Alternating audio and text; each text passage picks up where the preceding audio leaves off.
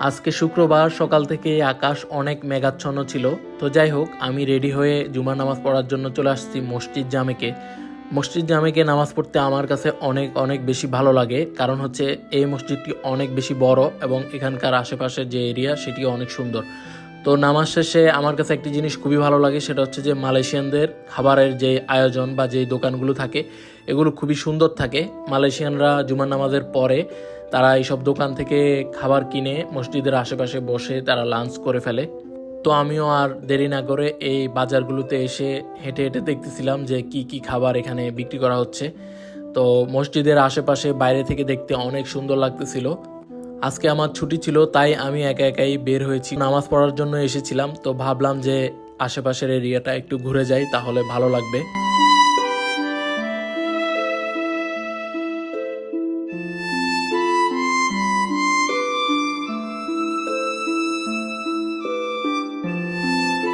তো অনেকক্ষণ ঘোরাফেরা করে আমি বাসার দিকে চলে যাচ্ছি এখন।